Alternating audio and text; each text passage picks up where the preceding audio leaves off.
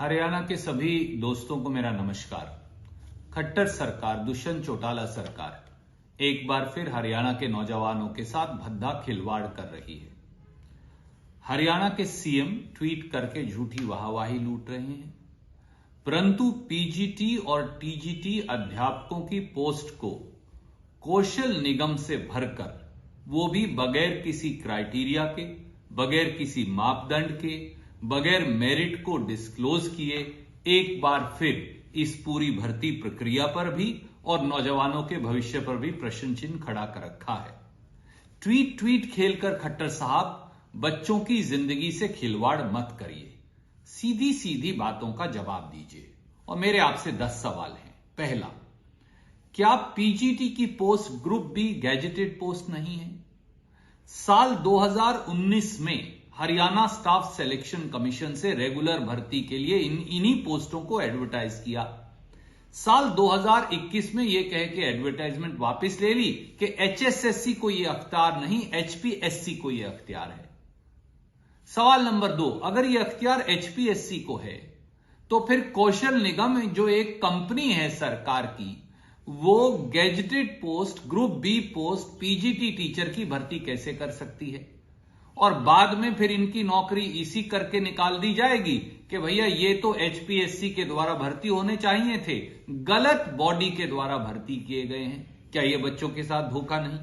तीसरा सवाल, क्या ये पीजीटी और टीजीटी टीचर जो आप लगा रहे हैं, क्या ये कभी रेगुलर नौकरी पा पाएंगे? क्योंकि आप तो कहेंगे ये सही बॉडी के द्वारा भर्ती नहीं किए गए थे, संवैधानिक बॉडी थी ही नहीं, कौशल निगम, इनको यह अधिकार नहीं था। चौथा सवाल, सरकार और कौशल निगम ये क्यों नहीं बता रहे कि कितने बच्चों ने अप्लाई किया और सिलेक्शन का क्राइटेरिया क्या है, किस चीज के कितने नंबर दिए, मेरिट का निर्णय कैसे लिया? अगर ये पूरी भर्ती सीक्रेसी में है तो हमारे बच्चों, लाखों बच्चों ने शायद जिन्होंने अप्लाई किया होगा, उन्हें पता कैसे चलेगा कि वो रिजेक्ट क्यों हुए हैं? सवाल नंबर 5, जो कैंडिडेट भर्ती हुए हैं उनकी क्वालिफिकेशन क्या है, उनका आय का क्राइटेरिया या सर्टिफिकेट या मापदंड क्या है, आप ये क्यों नहीं बता रहे? इनको छुपा क्यों रखा है?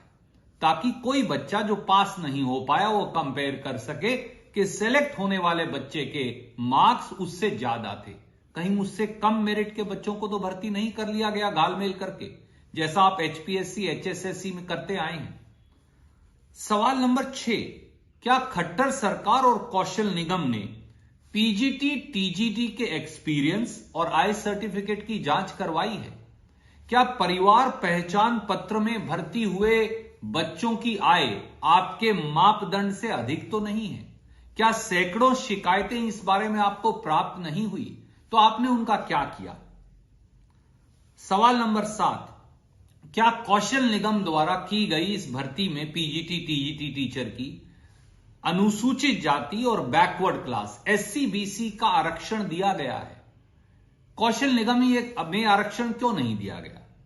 क्या संविधान में जो सम्मत आरक्षण है उसको कौशल निगम, जो सरकार का निगम है, रिजेक्ट कर सकता है? सवाल नंबर 8, क्या रेगुलर टीजीटी और पीजीटी टीचर आने पर इन सारे 4000 के करीब बच्चों को जो आपने भर्ती किए हैं टीचर, इनको आप हटा देंगे? सच्ची बात यह है कि ये सारे सवाल इसलिए उठ रहे हैं कि एक झुंझुना आपने इन बच्चों को थमा दिया। जैसे क्लर्क की भर्ती में बाद में कहा कि तुम्हारे सर्टिफिकेट वाजिब नहीं थे, उन्हें निकाल दिया, बाद में आप इन बच्चों को भी निकाल देंगे।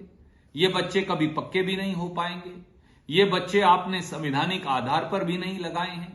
तो आप उन बच्चों को जिन्हें खारिज कर दिया गया और उन बच्चों को जिन्हें आप टीजीटी पीजीटी टीचर लगा रहे हैं, दोनों के जिंदगियों के साथ खिलवाड़ कर रहे हैं।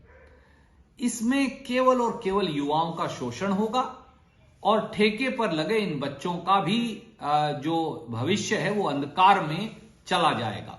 खट्टर साहब, हरियाणा का युवा चाहता है कि आप जवाब दें।